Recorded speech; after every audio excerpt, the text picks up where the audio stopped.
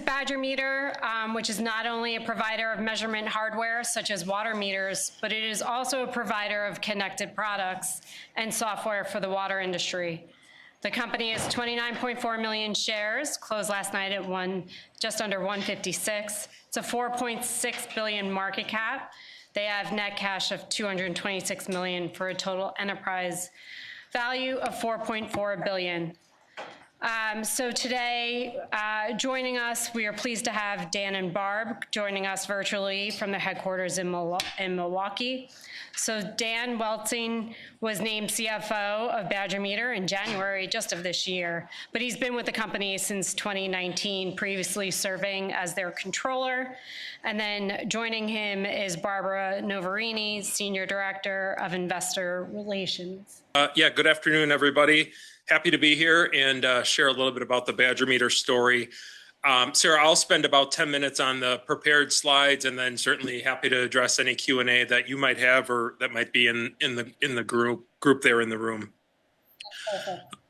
So if you just want to jump to the first slide, Barb, I think just to start out on a very, very high level from a Badger Meter perspective, we're a 120-year-old industrial company headquartered here in Milwaukee, like Sarah just said.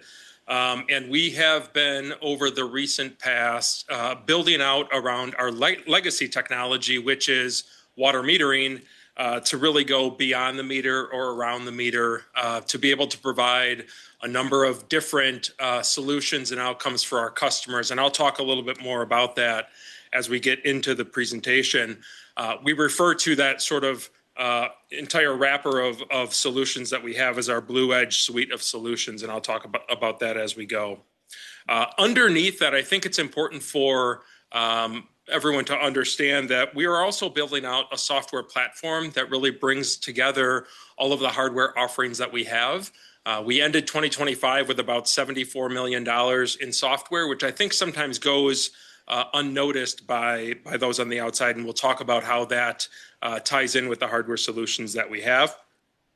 And we really do offer now a diversified set of solutions for our customers generally.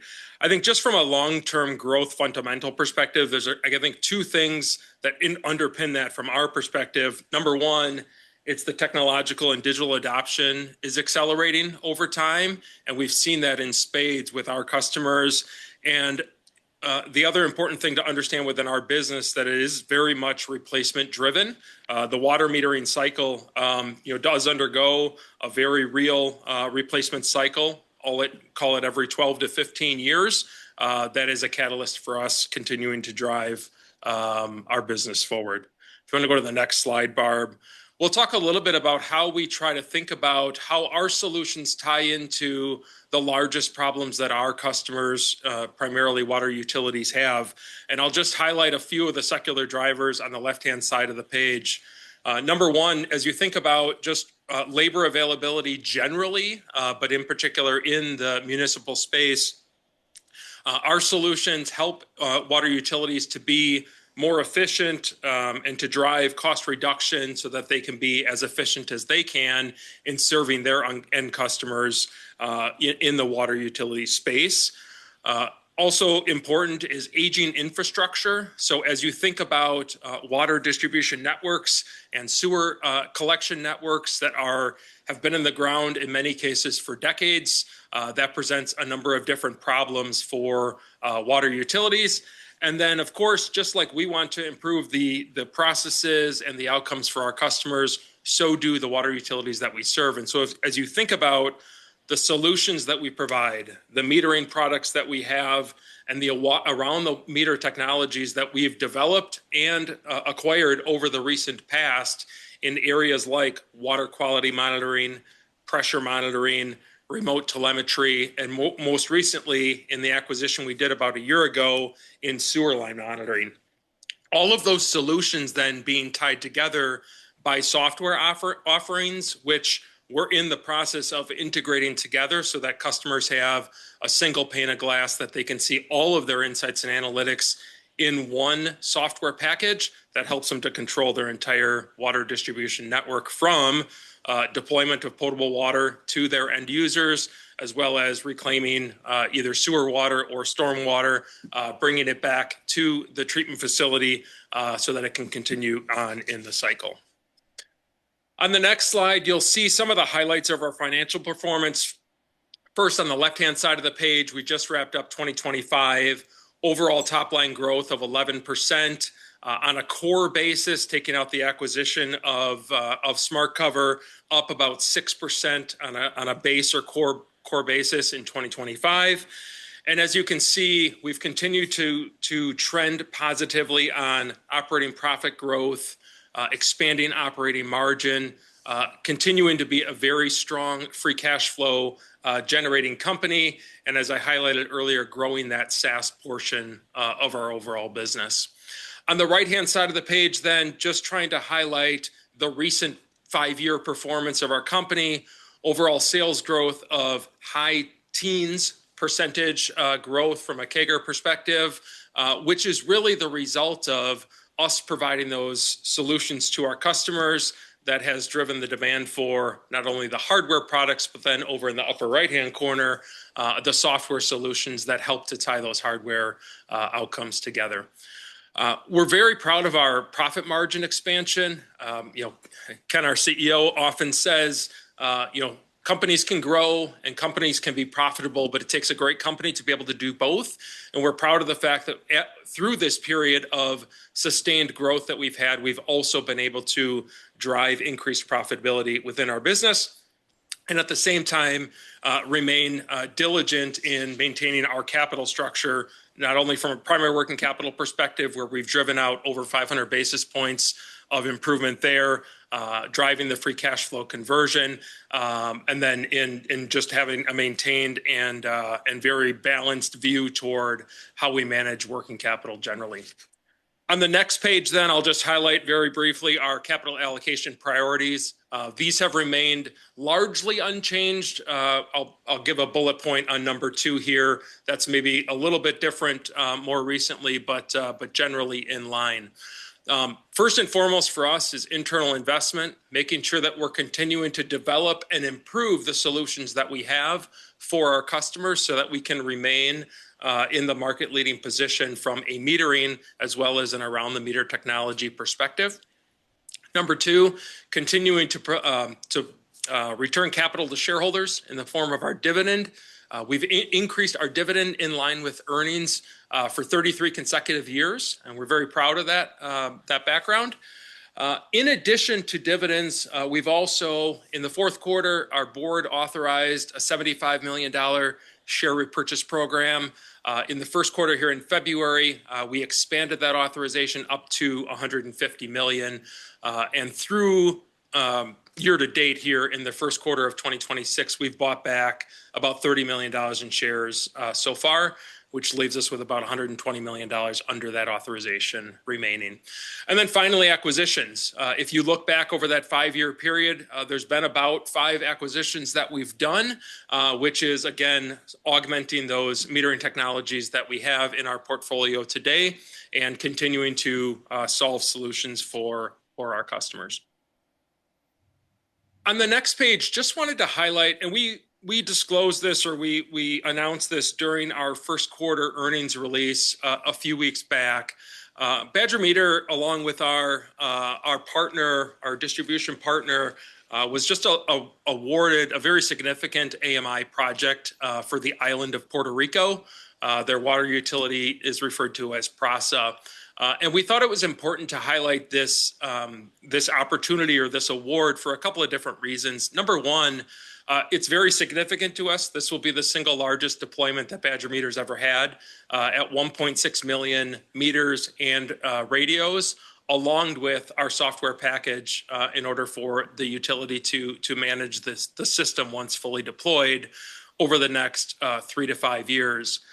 Number 2, we think this is a perfect example to highlight the benefits of our AMI solution, which ultimately led to us being awarded this project in an environment that is subject to things like harsh weather, the elements, hurricanes, and directly during the pilot phase were impacted by some of those things, and ultimately were some of the reasons that led to us being awarded this opportunity. So this project will ramp in the back half of 2026 and continue on for likely 5 years. I think PRASA has visions of trying to get it done sooner than that, but I think the reality of the most likely outcome is that this will probably take the majority of that 5-year period to be deployed, given the scope and scale of that opportunity.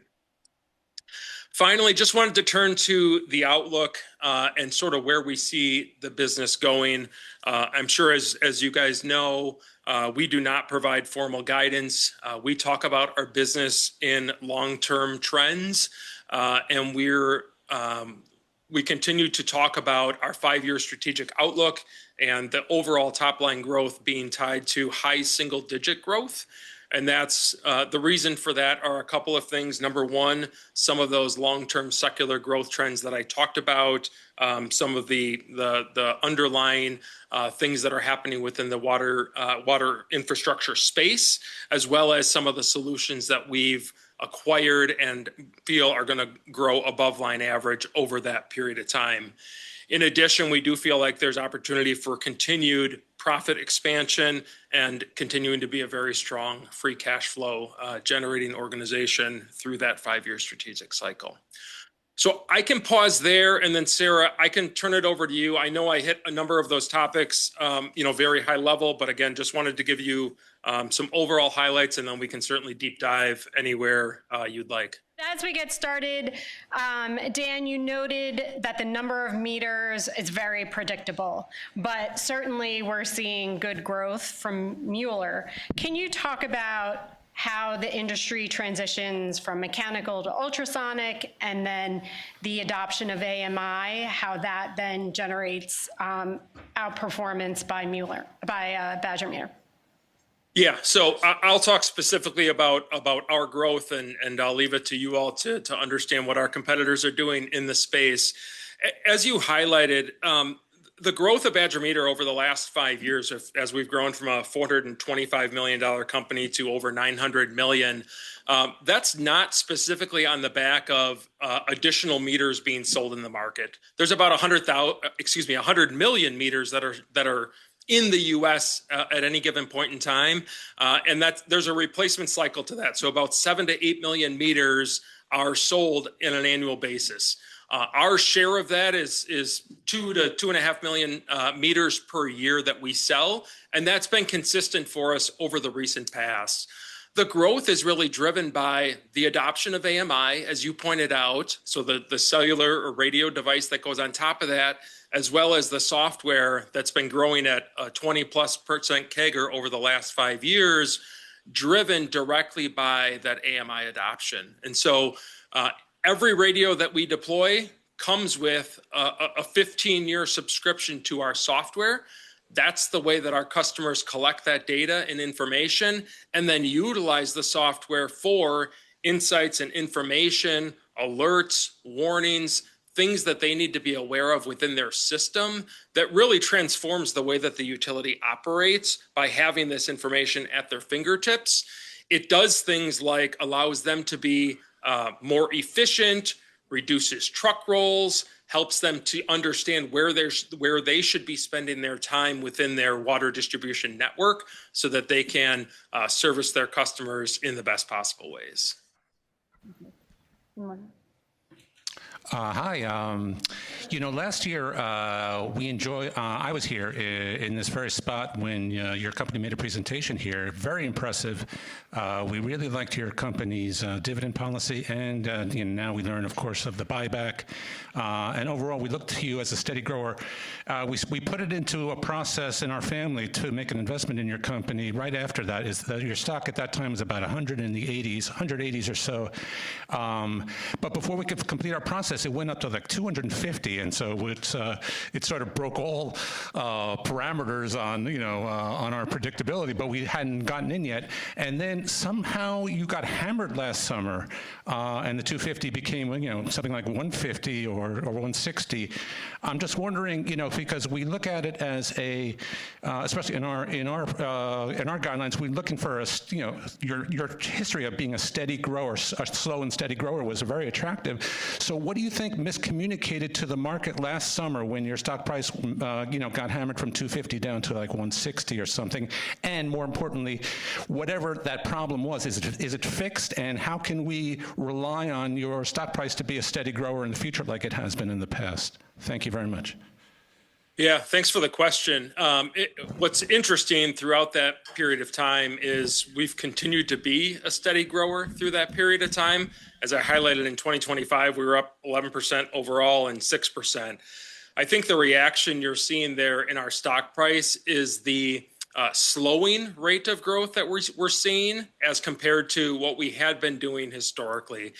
And we've been trying to signal that to the market over the last 2 quarters. If you go back to our commentary as of the end of the second quarter last year, and then reiterated at the end of the third quarter, we saw this pocket coming. And really what happened, or what is happening, is we had a number of large deployments of our solutions that we saw wrapping up as we moved throughout 2025.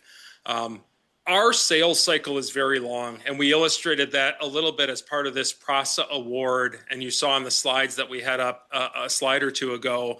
That PRASA award, for example, we started those conversations back in 2021.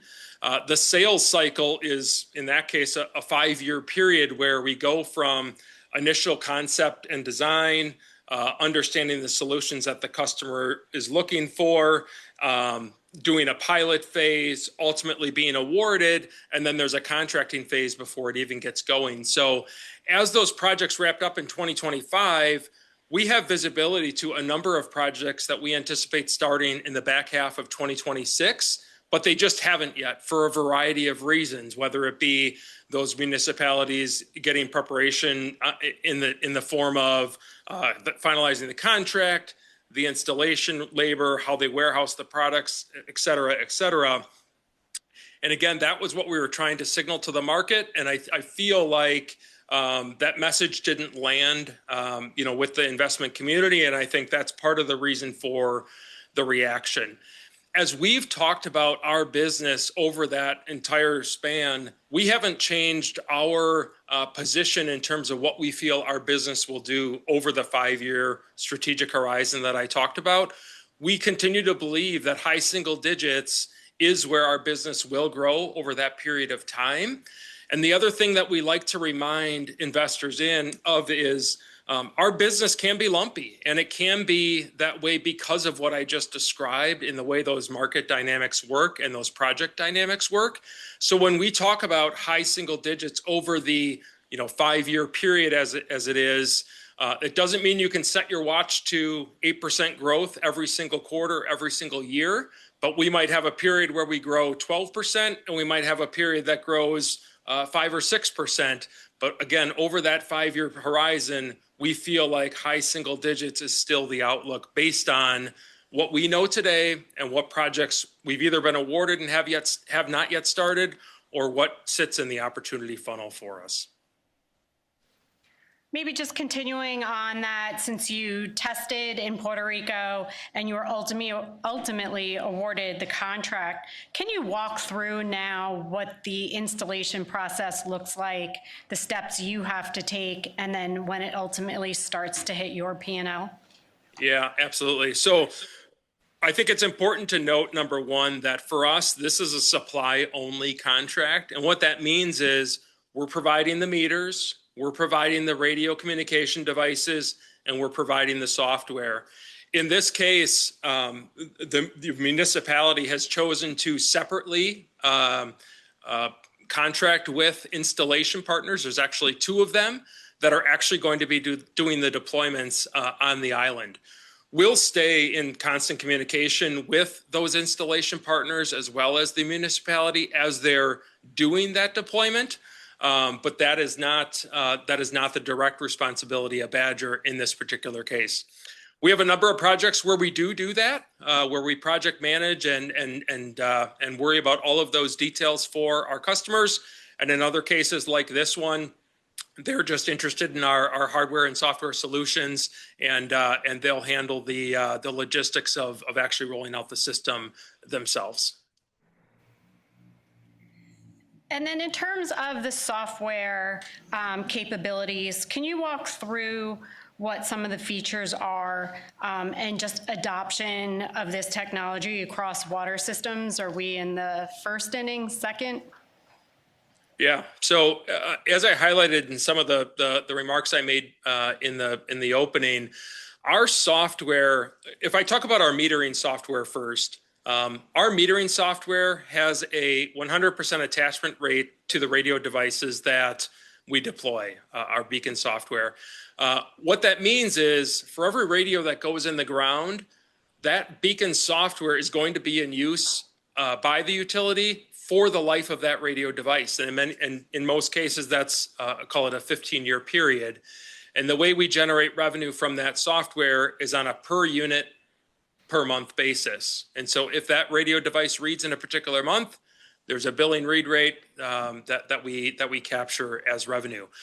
What that software does for the utility, not only it gives them the information back into the software, but then it also provides the information they need for their billing read, which ultimately leads to how they invoice their customer. But it also provides them a lot of insights and information on what's happening within the distribution of that water system. And that may be things like what's happening with the pressure. Maybe there's a leak in the system and our software would detect that there's continuous flow at a particular meter. We've also developed additional technologies within the software using some AI capabilities that we refer to as Cobalt to now be able to inform the homeowner what the signature of the leak looks like, such that they can try to pinpoint what that might be analogous to. So the software now is getting smarter to detect a leak and understand that it might be a hose bib that's left on outside, or it might be a toilet flapper that has a leak in it, et cetera, et cetera. And those pieces of insights and information help the water utility to then ultimately help the homeowner to receive an alert to say, look, there's continuous flow happening within your home. It's something you should check on to make sure that we're not wasting water. That leads to things like conservation, lower water bills ultimately for the end user, and a more efficient use of the water system. The around the meter technologies then also work similarly. So let me just take the Smart Cover acquisition that we did about a year ago. The sewer line monitoring space is really a relatively untapped market. If you think about the US market, there's 25 million manhole covers across the US. Less than 0.5% of those manhole covers are monitored today.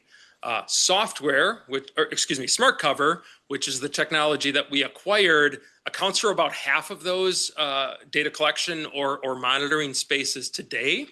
And similar to our meter technology, there's a software that's associated with that Smart Cover, the hardware technology, that allows them insights and information into if there's infiltration into the sewer for liquids or other things that are getting in there that shouldn't be.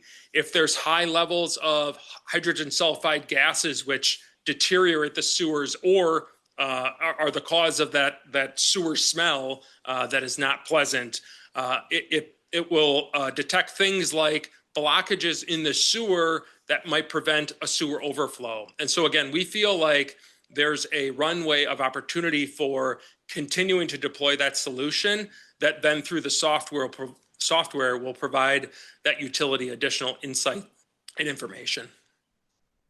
Hold on one sec. We have another question from the audience. Hello. Yeah. Do you have a rough estimate for total addressable market in dollars? And right now, your SaaS revenue is about 8%. What do you see in 5 years from now? Yeah. So let me take the second question first. Right. So our SaaS revenue is about $74 million, 8% of revenue. What we've always said historically is we wanted to grow our SaaS revenue to be 10% of revenue. The problem has been over the recent past, our hardware sales have been growing so quickly that we didn't quite get to the 10% as fast as we thought we would. But we very quickly have now pivoted to say, we certainly believe that software business could be $100 million and certainly beyond that. If I go back to your first question in terms of sewer line monitoring, I'm not going to sit here and tell you that at any point we feel like it's going to be a very large percentage of sewers are monitored, but we absolutely believe it's going to be much higher than the current 0.5% that is monitored today. But even if that grew to be 2% or 3%, this would be a very successful acquisition for us from that perspective. Any other questions from the audience? Hold on one sec, Dan. Hey, Dan and Barb. I just had a really quick question just around PRASA and then also how we should think about the top line growth rate from here. So specifically around PRASA, it seems like once that gets integrated, you've kind of already baked in low teens top line growth for like the next 5 years. I guess what's the normalized metering growth rate from here? Seems like aside from PRASA, you've normalized down to like mid-single digits, 5%, 6% or so. How do we get into the high single digits for the total company from here? And just how should we kind of think about that? Yeah. So number one, I want to point out with PRASA, I wouldn't think about this as being additive. I would think about this as being part of the growth algorithm that we see going forward from here. It's important to understand that our revenue is very project driven, meaning if I deploy in a particular city, that's going to happen for 2, 3, 4 years, then that project will go away and the next city will layer in there. And then we'll start to deploy against that next opportunity. PRASA is just the latest in a line of projects that we've been awarded, and now we'll be deploying over the next 5 years. So I want to make sure that's clear to you that we don't feel like that's additive to the high single digit. We feel like that gives us additional conviction in achieving that high single digit over the next 5-year time frame. Specific to your question on metering growth, I want to again point out that when I'm talking about high single digit growth, I'm talking about high single digit growth for Badger Meter as a whole. And it's important to understand that metering is now just one component of that. Yes, it's still the most significant component of it, but you also have to keep in mind the water quality assets that we have, the sewer line monitoring, and the software, which all are growing at above line average, which is bringing that overall growth rate up to that high single digits. So that's sort of how we think about and how we sort of do the math around that high single digit growth going forward. Is that helpful? Yes, you got a thumbs up. So just with the remaining minute or so that we have, perhaps we could touch on capital allocation, which you mentioned at the end of your presentation. But for the first time in the recent history, I've seen Badger Meter actually repurchase shares. So can you walk through the decision to do that? And then is there any implications on what your M&A pipeline looks like and how active it is? Yeah. So let me just address that with capital allocation generally. And again, I touched on this in my prepared remarks. I just want to reiterate our number one priority from a capital allocation perspective is continuing to invest in the business and develop and improve the products and solutions that we already have. In terms of buybacks, you highlighted it as we got onto the call. We had $225 million of cash sitting in the balance sheet at the end of last year. And as we think about all of those capital allocation priorities, we have, with the cash we do have on hand, plus our borrowing capacity, we feel like we have ample capacity to be able to still fund all of those allocation priorities. And to the gentleman's question earlier around our stock price and where it was relative to where it is today, we just saw it an attractive opportunity to deploy some of that capital and invest in ourselves effectively by doing the buybacks that we did in the fourth quarter and then in the first quarter here as well. From an M&A perspective, still plenty of interesting things out there for us in the market. International opportunities are interesting to us. Additional software capabilities are interesting. Being able to grow things like sewer line monitoring internationally are also interesting to us. And so there's a number of different laneways that we continue to look at, and we will continue to build out our portfolio around those types of things, both organically and via acquisition. Great. Well, I want to thank you both for joining us virtually. We appreciate your time. Thank you. No problem. Thank you very much. Kevin Dreyer is a co-CIO of Value at Gabelli. Tony Bancroft, Justin Bergner, Sarah Donnelly, and Simon Wong are portfolio managers at Gabelli. The above webcast is an excerpt from Gabelli Fund's 36th Annual Pump, Valve, and Water Systems Symposium, which occurred February 26, 2026. GAMCO is providing these links as a matter of general information. We do not intend for these links to be a complete description of any security or company, nor is it a research report with respect to any of the companies mentioned herein. As of December 31st, 2025, affiliates of GAMCO Investors, Inc. beneficially owned 5.38% of Gorman-Rupp, 2.21% of Mueller Water Products, 2.16% of Watts Water Technologies, 1.92% of Flowserve Corporation, 1.91% of Empro Industries, and less than 1% of all other companies mentioned. The analysts' views are subject to change at any time based on market and other conditions. The information in this posting represents the opinions of the analyst and is not intended to be a forecast of future events, a guarantee of future results, or investment advice. Views expressed are those of the analyst and may differ from those of other GAMCO officers, analysts, other employees, or of the firm as a whole. Because the investment personnel at GAMCO and our affiliates make individual investment decisions with respect to the client accounts that they manage, these accounts may have transactions inconsistent with the information contained in this posting. Certain GAMCO personnel may know the substance of the posting prior to its posting. This webcast is not an offer to sell any security, nor is it a solicitation of an offer to buy any security. Stocks are subject to market, economic, and business risks that cause their prices to fluctuate. When you sell shares, they may be worth less than what you paid for them. For more information, a prospectus or summary prospectus, visit our website at www.gabelli.com or call 800-GABELLI or 800-422-3554. Fax 914-921-5118. info@gabelli.com.